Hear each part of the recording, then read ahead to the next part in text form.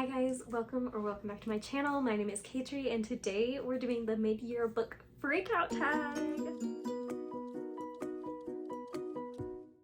Alright guys, so it's June. We're about a little over halfway through, about halfway, something like that.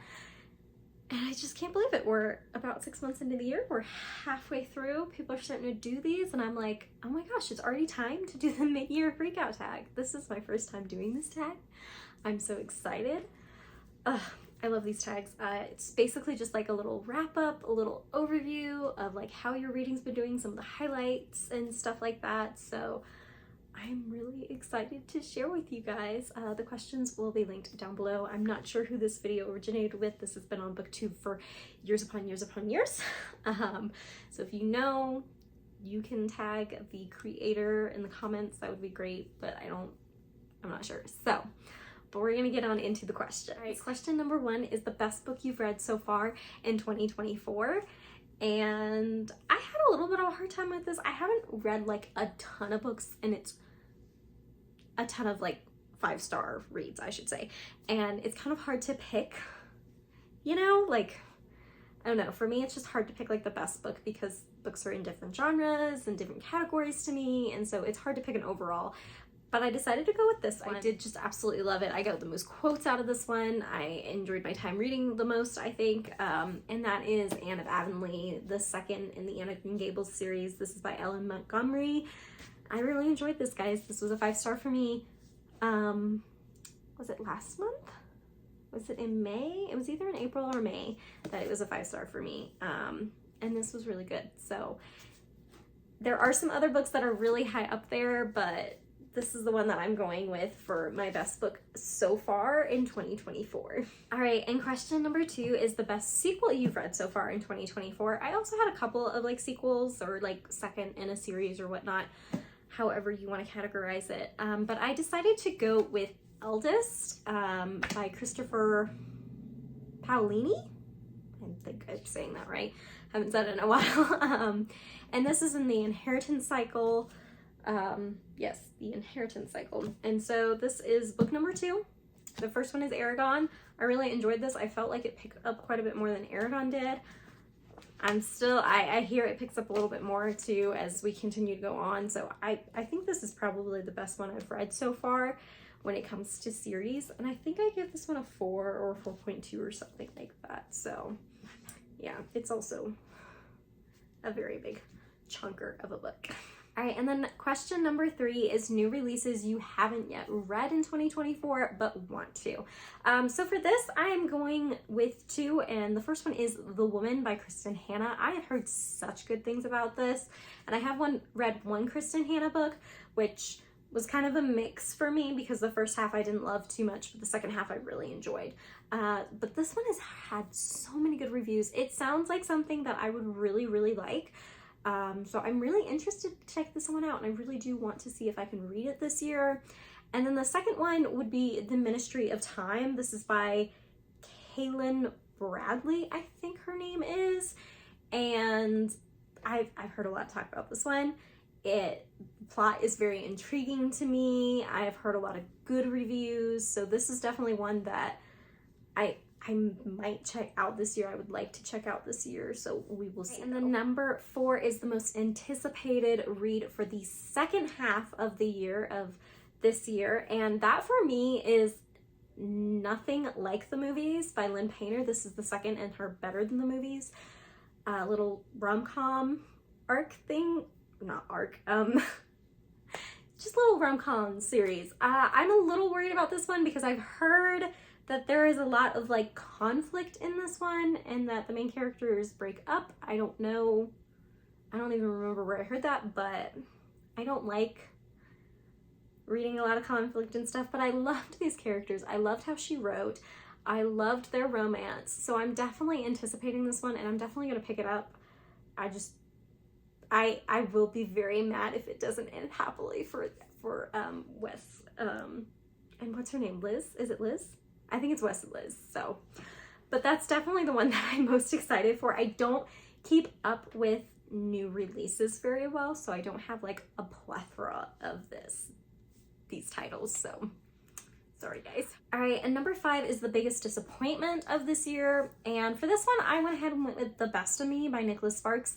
Nicholas Sparks has been a pretty good author for me. He's got pretty solid, clean romances that normally end up being between like a 3 to a 4.5 for me. But this one, I hated this story. It was quite the letdown, and I was not expecting to ever hate one of his stories. I think I rated this maybe a 2 stars. I had such feelings about this, the way the story was, the way it ended, just, oh my goodness, this entire thing, it really disappointed me. I didn't think that I would be disappointed like this by Nicholas Sparks, so that was definitely my biggest disappointment of the year. And number 6 is the biggest surprise of the year, and for that I have 2 here. The first one is The Cursed Princess Club. This is a series. They only have the first 3 volumes. The 4th one is coming out in December, I think. And I guess I could have said that for an anticipated release. I did go on Webtoons and I spent a lot of days reading until the end so that I could just read it all at one time, because this was a webtoon that's made into a graphic novel. I definitely recommend it, but when my friend got this for me at first and I looked at it, I was like, I'm not sure if I'll like that. It like surprised me so much. It blew me out of the park. I loved it so much. And I will definitely be buying the volumes as they continue to come out to have the whole series, because I really, really loved this. And then the second one was also a recommendation by that very same friend, which is just so funny that her 2 books that she recommended were books I wasn't so sure about, but I ended up loving.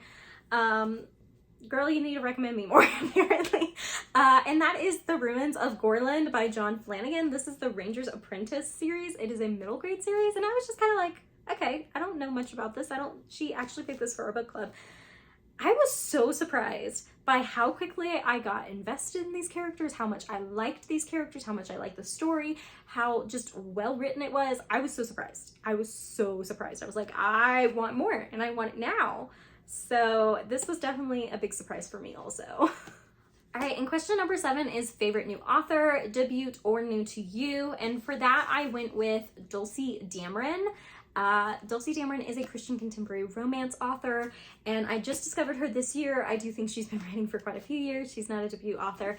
But yeah, Dulcie Dameron is wonderful. I've gotten 2 of her books now, and I've loved both of them. This is the first in her River Hollow series.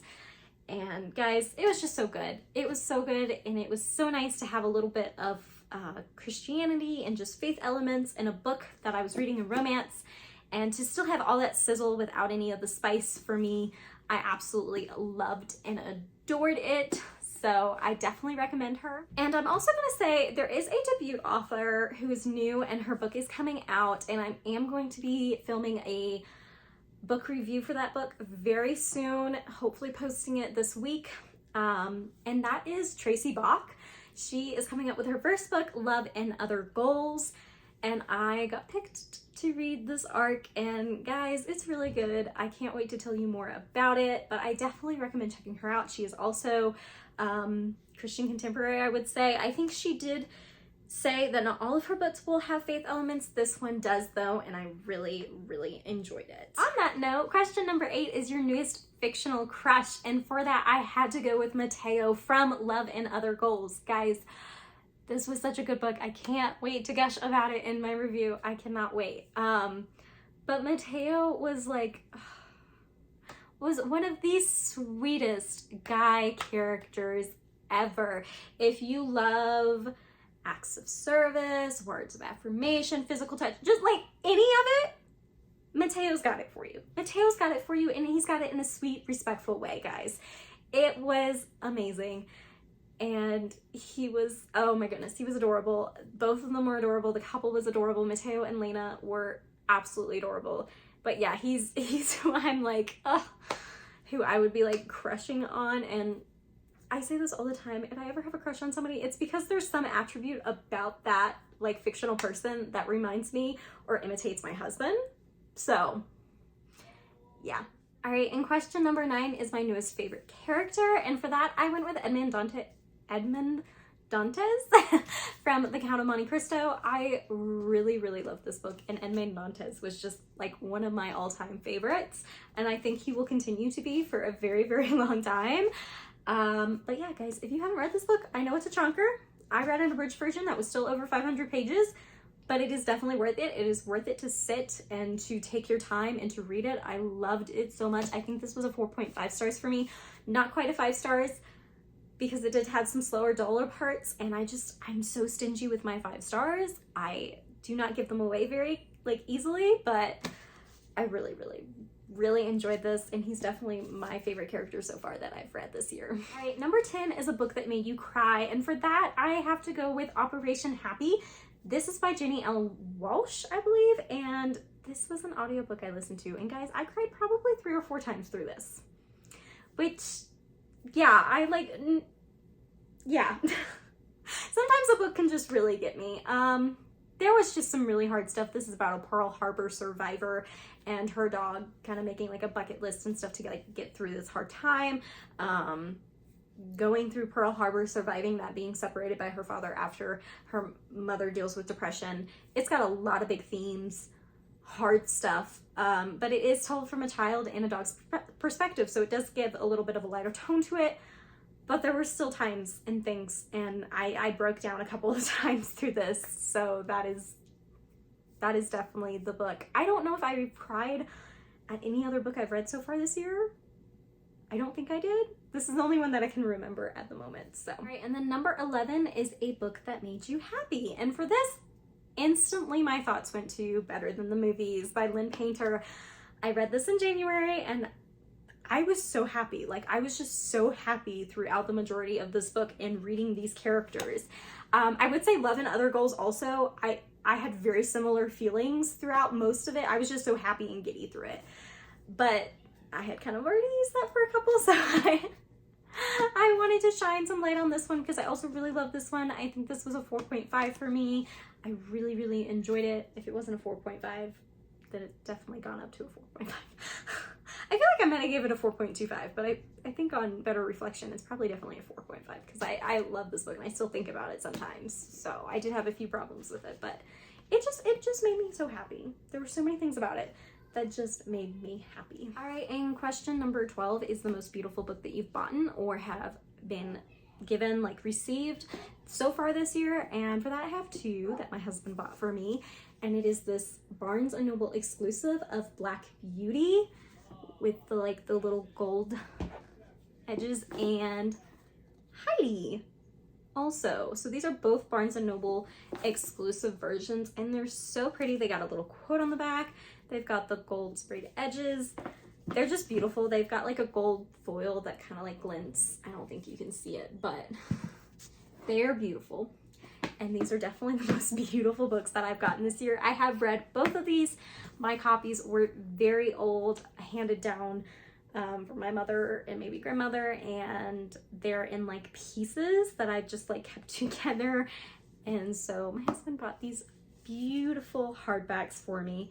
I'm very excited to reread them at some point in the future. So, all right, and question number 13 is, what books do you need to read by the end of the year? For that, I'm first off gonna say that I'm not super into new books or anticipated releases. I'm trying to get a little bit more in the loop with stuff, but for the most part, all of my book club books, the book club books that we have lined up, I want to make sure that I read all of those.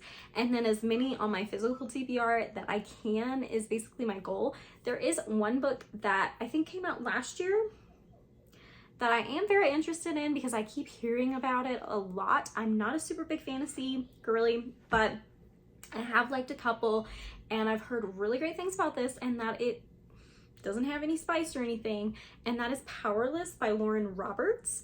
So I kind of want to check that one out, but we will see if I get to it this year or not. But yeah. All right, guys, so that is all for this mid-year book freak out tag. Thank you so much for joining me. Let me know in the comments, what is the best book that you've read so far this year? What is your favorite book that you've read so far this year? I would really love to know in the comments so that I can add it onto my TBR, guys. I hope you guys have a good rest of your week and happy reading. Bye, guys.